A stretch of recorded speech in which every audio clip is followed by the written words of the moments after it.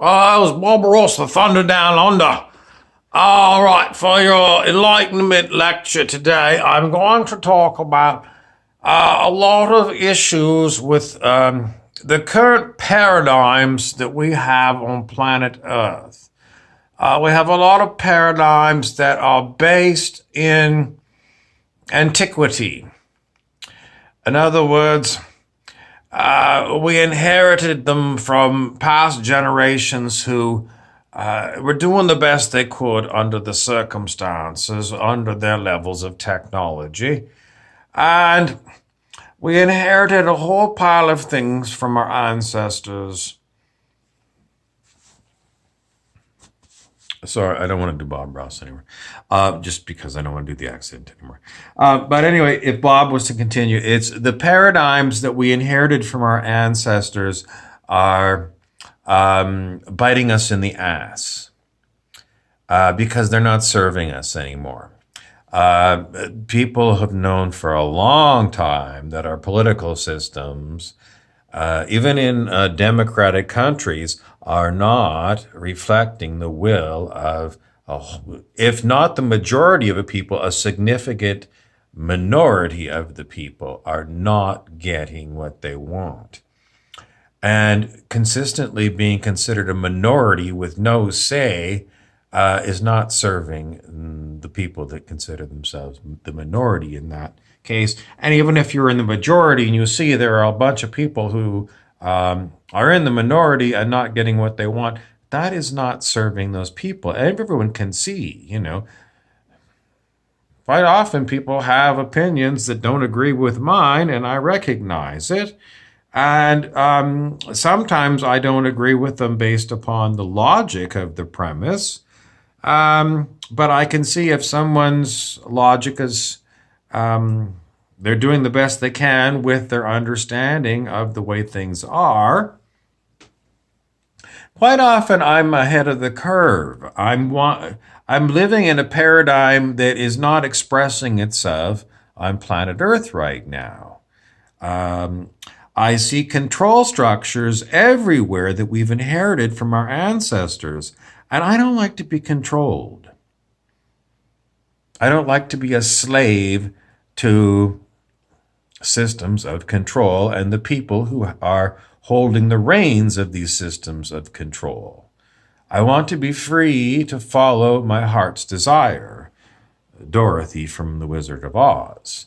And if I can't do that, I'm not talking about going and turning everyone else into my slave either. That's not what I intend, but I don't want to be, in my life up till now, I have not been treated like an equal to those who have great pots of money and businesses that I have to work in order to generate enough money to pay rent.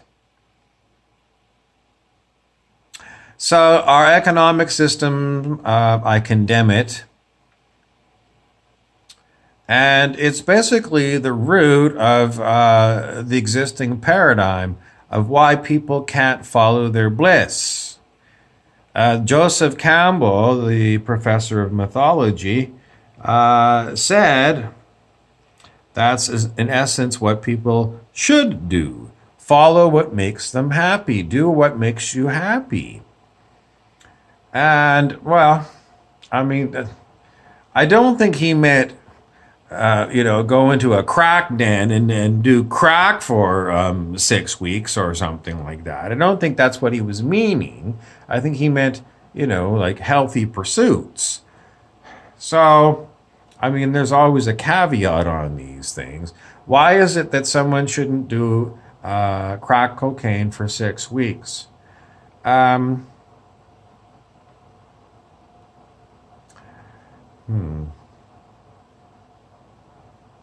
Let's assume that crack is free, because the first answer is you're going to go broke buying expensive crack, and let's secondly isolate the fact that crack cocaine is declared illegal in most places.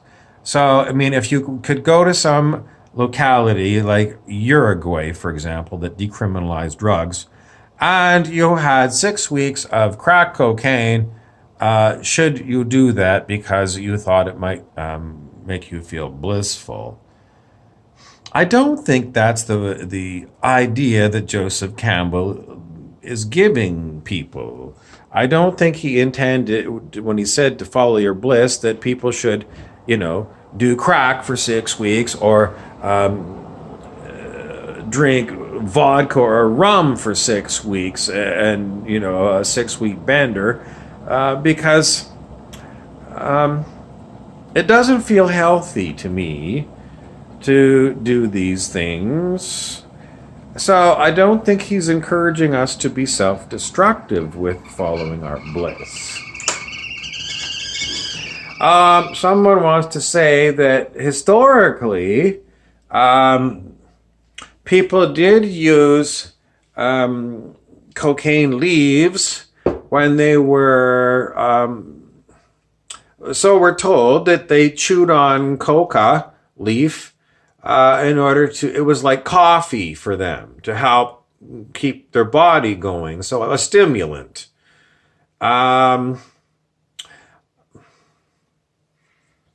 Do we want to ban coffee because it's a stimulant and because crack cocaine is thought to be a dangerous substance because of its addictive qualities? Someone might say, well, I know a lot of people that are addicted to going to Dunkin' Donuts and having their daily coffee. Is it the same thing? Well, these are things that everyone is going to have to decide for themselves, because the old paradigm is very much big brother nanny state knows best. And it's true that children lack the experience to know right from wrong quite often. I mean, I always say you have to go back to kindergarten. That's teaching kindness to others and sharing. And when you're sleepy, there's a nap time, and it's there because little children quite often need to have a nap. I would add, older children, adults of all ages also need to take nap times, and those aren't provided at most workplaces. But the paradigm that we live in is primarily one of overarching control by nanny states. I mean, the state itself, because you never passed the laws that you inherited from your ancestors, and your ancestors didn't pass the laws. They were the elite who politically got control of the system. So are all laws bad or good? They all need to be looked at. Law reform. And there's way too many laws on the books because people don't know what all these things are. But they are bound because there's a police force there to enforce laws that you maybe never agreed to. Do individual humans have the right to tell other humans you can't use crack? I mean, if we were going to change the paradigm so that everyone had a say, at what point do people have enough experience as humans to know this is not good? Do you want the experience of seeing someone else being a crackhead for you to judge, well, it's not for me? Or do you want to have the experience of being a crackhead and then saying, okay, well, for me, I don't want that? Who decides? In a community, well, like that's what it is today, is people say, well, this is seen as a blight on our community. Someone who is a crackhead, clearly, all they're doing is panhandling all day and turning tricks. In other words, selling their body for sex to get money to buy this addictive substance. And we can see this as a problem. And even this person who is obviously not able to disconnect from their addiction appears to need help, but do we have legitimacy to intervene in this person's life because we see it as a problem? Well, we have to get back to basic principles. What are our responsibilities and duties to others as human beings?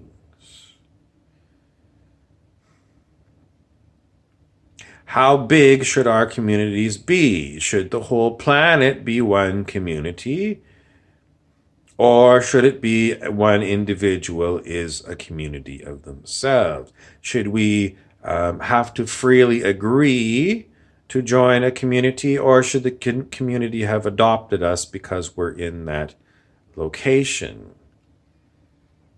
If I feel like I'm more resonant with beings who might be from another planet or another star system because I feel like they're more advanced than planet Earth, should I fall under their jurisdiction because I don't feel like anything here on planet Earth is worthy of me? Should I be able to do that? And, if I say that and Earth forces say, no, you can't, then am I a political prisoner? I would say yes. But in essence, what I am looking at is shifting the existing paradigms that we've inherited from our ancestors, the political systems, representative governments, because it is someone else who is speaking for you, and it is also you being born into a state or moving to an existing state that has got a lot of laws on their book that you may not have even been alive when they were created as laws, and you never had a say in them, and yet you were bound to contracts, in essence, of contracts of behavior that someone else wrote. I mean, you didn't contract this. If you're here on planet Earth and you're born, you didn't create these countries. You didn't create any of these systems. So some people would say, well, they're a blessing. There's an organization here for you because when you're 4 years old, you don't know how to look after yourself. You don't know how to feed yourself. You need to have someone steward you.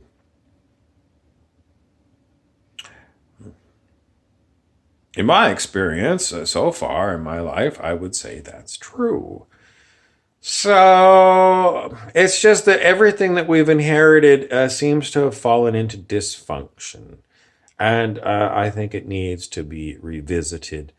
Probably every generation needs to have a revolution where they say, okay, we're ending everything and we're going to start new. Every generation, when people are, let's say, 40 years old, after 40 years of the existing system, every 40 years, there should be a complete redo over, everything redone. And how it should be done, well, every individual has got to have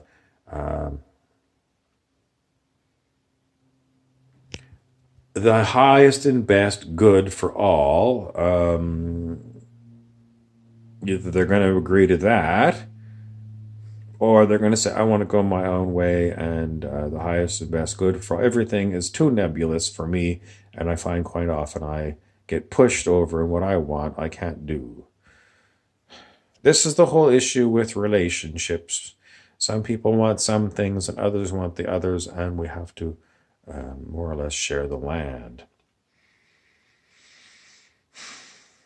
I can talk about the issue and my frustration with it. I don't seem to be at a solution for a new paradigm other than we need to look at everything and a lot of stuff. Personally, I want to get rid of, and I don't like a nanny state telling me what to do. I don't like the political class who are all basically using the political system to enrich themselves. And do the bidding of others who have got money to pull their strings. Anyways, I seem to be somewhat repeating myself. I'm putting the problem out there, And I'm looking to intelligence in consciousness to help solve this problem. I'm Harry Weaver, and that's your moment of me trying to figure it out.